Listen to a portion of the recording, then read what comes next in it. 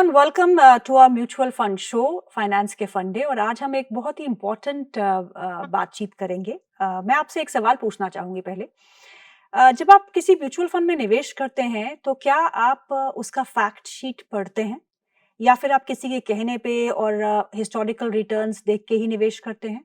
तो ये बहुत अहम सवाल है, क्योंकि जब हम जैसे कि हम अब प्राइमरी मार्केट की बात करते हैं और कोई भी आईपीओ आता है तो उसका रेड हेयरिंग प्रोस्पेक्ट्स हम अच्छे से पढ़ते हैं, ये जानने के लिए कि वो कंपनी करती क्या है, उसके फ्यूचर प्लान्स क्या है, और उसको एनालाइज करने में मदद मिलती है।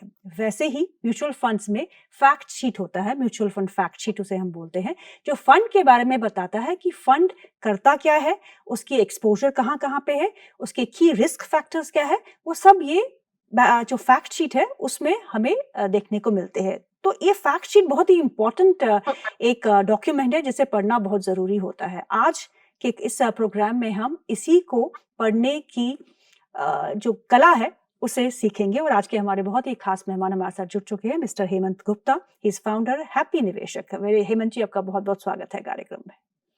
Thank you ma'am. Hemant ji, fact sheet, mutual fund का फैक्ट शीट, हम तो जब हम सेकेंडरी मार्केट या प्राइमरी मार्केट को देखते हैं, प्राइमरी मार्केट में खास तौर पे भी हम रेड हेयरिंग प्रोस्पेक्ट्स अच्छे से पढ़ते हैं, लेकिन मुझे नहीं लगता कि म्यूचुअल फंड जब हम चुनते हैं तो हम उसका फैक्ट शीट अच्छे से पढ़ते हैं या किसी को पढ़ना भी आता है। तो ये फैक्ट शीट होता क्या है और ये जरूरी क्यों है? Thank you so much for bringing this topic, because this is a very important topic as far as financial literacy is concerned. Ji. Because as you rightly mentioned, लोग बाग आईपीओ के समय में रेड हेयरिंग प्रोस्पेक्ट पढ़ते हैं, but mutual fund के fact sheet को I think बहुत ही कम जने पढ़ते हैं। बिल्कुल। So as the name suggests, fact sheet is a sheet which has all the facts of a mutual fund scheme. जैसे कि खाना खाने से पहले आजकल हम लेबल्स पढ़ते हैं, when you eat food you look at the nutritional value, ingredients, manufacturer कौन है, एक्सपायरी डेट क्या है। उसी तरह इन्वेस्टमेंट करने से पहले म्यूचुअल फंड्स में आपको फैक्ट शीट पढ़ना बहुत ही जरूरी है। ओके। आप जब क्रिकेट मैच देखते हैं तो देखते हैं वहां पे एक स्कोर बोर्ड आता है, राइट? तो स्कोर बोर्ड टेल्स यू पूरे मैच का एक मैक्रो व्यू कि उस मैच में एवरेज रन्स क्या रहे, की प्लेयर्स कौन थे, what are the statistics of the entire match. Similarly a fact sheet will give you a detailed view and a macro view of a mutual fund scheme. Okay. So it's very important for us to look at and understand fact sheet in a very simple way.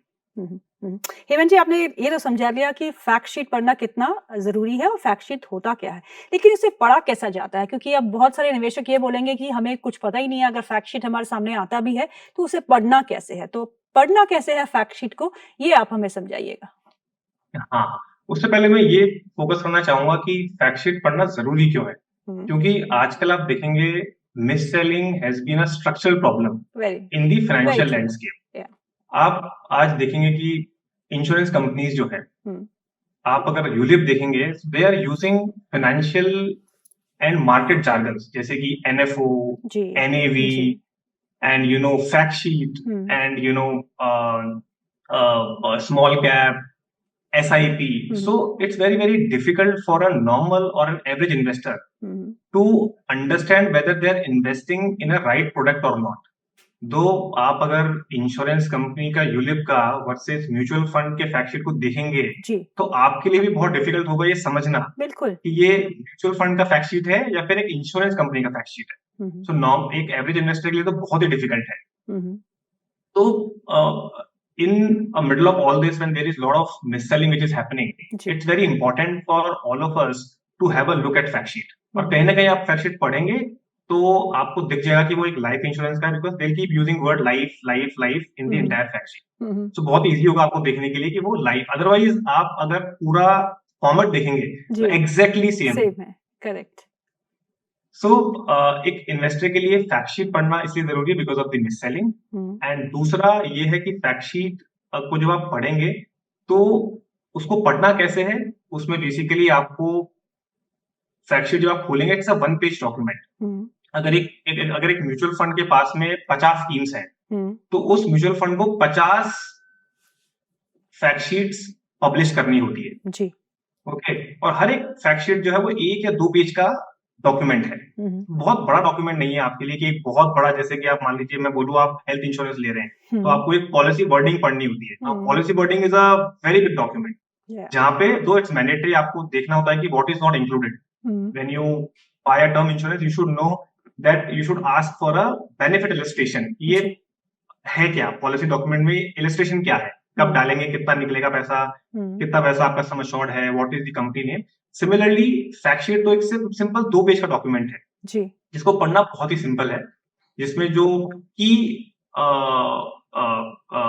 Data points है वो है आपका objective, आपका AUM, आपका benchmark, fund manager details, risk, returns, returns में आपके rolling returns and the quantitative parameters which are your risk parameters like Sharpe ratio, beta, standard deviation and a broad allocation in the stocks की उस fund ने कहां पे अपना पैसा लगा रखा है और कौन कौन सा एक्सपोजर किस इंडस्ट्री में उसका है। सो ये ब्रॉड चीजें आपको इजीली उस फैक्ट शीट में दिखाई पड़ेगी।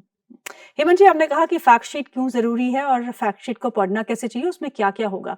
लेकिन एक निवेशक हमेशा कन्फ्यूज़ होता है, चलिए हमने फैक्ट शीट तो पढ़ ली, लेकिन फैक्ट शीट में क्या इम्पोर्टेंट क्राइटेरियाज़ है या इंडिकेटर्स है, जिनको हमको सीरियसली लेना होगा? क्योंकि अगर हमें कोई डिसीजन लेना है किसी म्यूचुअल फंड में निवेश के लिए, तो क्या क्रिटिकल 3 इंडिकेटर्स होते हैं उस फैक्ट शीट में, जो पढ़ना बहुत ज़रूरी है, जिसे आप बिल्कुल भी छोड़ नहीं सकते? हाँ, बहुत ही अच्छा क्वेश्चन आपका ये। तो जैसे आजकल क्लाइंट से मैं मिलता हूँ तो क्लाइंट्स बोलते हैं कि 1 साल में जो रिटर्न एफडी ने दिया है, उससे काफी कम रिटर्न हमारा इक्विटी में बना जी, है ना? और अगर आप देखेंगे the trajectory of an average investor, मान लीजिए किसी ने एफडी में पैसा डाला, एफडी मैच्योर हुई, किसी से बात की फोन पे, उसने बोला कि ये म्यूचुअल फंड ले लो, उन्होंने इन्वेस्ट किया और वो म्यूचुअल फंड की रिटर्न्स मान लीजिए नेगेटिव आ गए, तो लाइफ टाइम वो जो इन्वेस्टर है वो इस रास्ते आता ही नहीं। एंड जो बात करें हम लॉन्ग टर्म कंपाउंडिंग की, वो सब खत्म वहीं पे। जी, हाँ, सो that is the life of a average investor. तो उसको उसका एक बार एक्सपीरियंस खराब हो गया, एक बार वो होता है, बोलते हैं ना, दूध का जला छाछ को भी फूक फूक कर पीता है। करेक्ट। सो उसका वो एक्सपीरियंस सही करने के लिए अगर वो 10 मिनट इस फैक्ट शीट को खोल ले और देख ले कि पहले ही पेज पे पहली ही लाइन लिखी होती है इन्वेस्टमेंट ऑब्जेक्टिव, राइट, और आजकल म्यूचुअल फंड स्कीम्स में ये भी लिखा होता है कि don't invest in the scheme if your time horizon is less than 5 years। Correct. So अगर आपका टाइम होराइजन 5 साल से कम है और अगर आप निवेश कर रहे हैं, so definitely you are not able to fulfil the objective of your investment. Correct. तो ये बहुत ही जरूरी है कि आप एक इन्वेस्टमेंट ऑब्जेक्टिव समझ जाइए कि इन्वेस्टमेंट ऑब्जेक्टिव है क्या। दूसरा चीज वो देखना है आपको, वो देख सकते हैं आप, जिसका नाम है स्टैंडर्ड डेविएशन, कि आपका जो फंड है वो कितना वॉलेटाइल है। अच्छा, जितना ज्यादा स्टैंडर्ड डेविएशन उतना ज्यादा वॉलेटिलिटी। अगर मान लीजिए एवरेज रिटर्न्स हैं 10% और अगर वो फंड का स्टैंडर्ड डेविएशन है 20%, मतलब कि वो फंड अपने 10% वाला जो एवरेज रिटर्न है उससे 20% आगे और 20% नेगेटिव भी जा सकता है। तो अगर आपकी वॉलेटिलिटी की एपेटाइट ज्यादा नहीं है तो आप ज्यादा स्टैंडर्ड डेविएशन वाले फंड को चूज मत करिए। 2 फंड है, ए फंड, बी फंड। ए फंड ने दिए 12% रिटर्न, बी ने दिए 12% रिटर्न, बट ए फंड का स्टैंडर्ड डेविएशन बी के कंपैरिजन में कम है, तो आप ए को चूज करिए, बिकॉज उस फंड ने कम वॉलेटिलिटी के साथ में रिटर्न्स सिमिलर दिए। ओके। और तीसरा है expense ratio for a beginner. So I am talking about a beginner. एक बिगनर जो है, जो इन्वेस्टमेंट के इस जर्नी में अभी स्टार्ट ही कर रहा है, तो उनके लिए 3 चीजें बहुत इंपॉर्टेंट है। एक तो objective, investment objective, second is a basic standard deviation, and third is the expense ratio, how costly is my fund. ये फंड जो मैनेज कर रहे हैं अपन, कितना कॉस्टली है। तो expense ratio will give you that indication. तो ये हो गया एक बिगनर के लिए। अगर कोई एडवांस इन्वेस्टर है, उसको समझना है थोड़ा सा, तो he can look at few more ratios. One of them is Sharpe ratio, which means that कि मेरे फंड ने रिटर्न जनरेट करने के लिए कितना एक्स्ट्रा रिस्क लिया है। ओके। तो उसको देखते हैं अपन शार्पे रेशियो से, and then he can also look at the rolling returns and other beta, alpha, etcetera etcetera. But for a beginner that's how one can differentiate. Hemant ji, सबके फाइनेंशियल गोल्स अलग-अलग होते हैं। कोई अपने बच्चे की एजुकेशन के लिए प्लान करता है, कोई अपनी बेटी की शादी के लिए प्लान करता है, कोई अपने एजुकेशन के लिए प्लान करता है, हायर स्टडीज़ के लिए प्लान करता है। और ये फाइनेंशियल गोल्स अगर हमें मैच कराने हैं, तो हमें ये देखना होगा कि हम क्या सही कैटेगरी ऑफ फंड्स में अपना पैसा लगा रहे हैं या नहीं। तो ये जो फैक्ट शीट है, ये कैसे हमें हेल्प करता है कि हम अपने जो गोल्स हैं, उनको अचीव करें? सो अब जैसे मान लीजिए एज यू राइटली मेंशन्ड, जब भी हम गोल प्लानिंग करते हैं तो उसमें आपके गोल्स क्या हैं, आपके टाइम होराइजन क्या है और आपका रिस्क एपेटाइट क्या है। ये 3 चीज आप मान लीजिए पिलर्स हैं, जी। है ना? अब आपको ये पता है कि आपके बच्चे की जो एजुकेशन है वो 3 इयर्स डाउन द लाइन है। अब आपने एक फंड चूज कर लिया है जो कि सॉल्यूशन ओरिएंटेड फंड है, जैसे कि चिल्ड्रन बेनिफिट फंड है। वो चिल्ड्रन बेनिफिट फंड जो है उस पे लॉक इन होता है 5 साल का। करेक्ट। आपके बच्चे का गोल है 3 साल का। तो it's a miss alignment. True. आपको देखना है कि उस फंड में लॉक इन है या नहीं है। अगर वो फंड ओपन एंडेड स्कीम है तो उसमें कभी भी निवेश किया जा सकता है और कभी भी आप बाहर निकल सकते हो। बट अगर वो लॉक इन में है तो 5 साल तक आप अपना पैसा नहीं निकाल सकते। तो ये हो गया मिस अलाइनमेंट। सेकंड है, आपका गोल शॉर्ट टर्म है और आपने इन्वेस्ट किया है लॉन्ग टर्म वाले प्रोडक्ट में, बिकॉज एग्जिट लोड लिखा हुआ है 1%। If you withdraw money within 1 year then there is a exit load of 1 year. But आपका गोल ही 1 साल से पहले का है तो आप फालतू में 1% का एग्जिट लोड पे करेंगे। It means it is again misaligned. Okay. So it's very important for you to understand these things कि आपका गोल और आपका जो इन्वेस्टमेंट है वो दोनों अलाइन होने बहुत जरूरी है। आप मानेंगे नहीं, व्हेन आई मीट क्लाइंट्स वो बोलते हैं कि साहब हमने कोई चाइल्ड प्लान ले रखा है तो मेरे बच्चे का गोल तो पूरा हो गया है। Just by taking a child plan does not mean that your kid's child education is done, because you are not able to imagine the inflation. अगर आपके बच्चे की एजुकेशन कॉस्ट आज 25 लाख रुपए है, करेक्ट, एंड आपका एजुकेशन गोल 10 साल बाद है, so the cost, the money that you would need after 10 years will be different.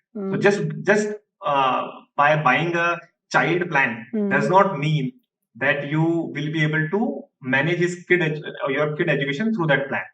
तो थोड़ा बेसिक प्लानिंग आपको जरूरी है। You should know when is your goal due and how and which product you should choose to fulfil that goal, because if you are not able to imagine how do you plan, you know, so that's very important for us to look eight.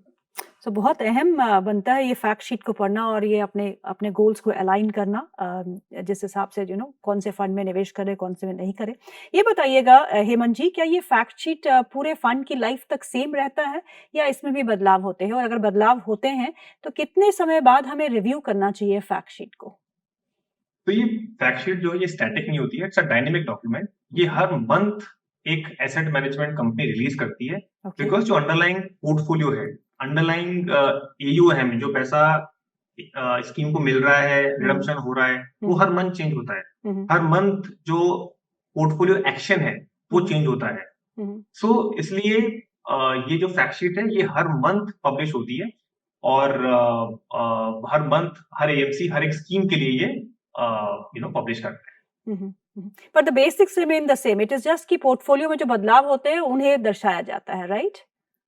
हाँ, portfolio में तो changes हैं, plus जो AUM है वो भी change होता रहेगा। जैसे लोगों ने रिडम्पशन किया, फ्रेश मनी आया, तो वो फिगर आपका चेंज होगा। अंडरलाइंग सो अगर आपकी अंडरलाइंग फिलॉसफी और अंडरलाइंग रिस्क टेकिंग में कहीं भी आपको डिस्कनेक्ट लग रहा है, कि जैसे for example you invested in a fund thinking that काफी सारा एक्सपोजर लार्ज कैप में है, बट सडनली फंड मैनेजर मान लीजिए फ्लेक्सी कैप स्ट्रेटजी है, suddenly they moved into small cap categories, so it may not aligned with your philosophy. So you may take a call if you are reviewing your portfolio or if you are planning to do a fresh investment.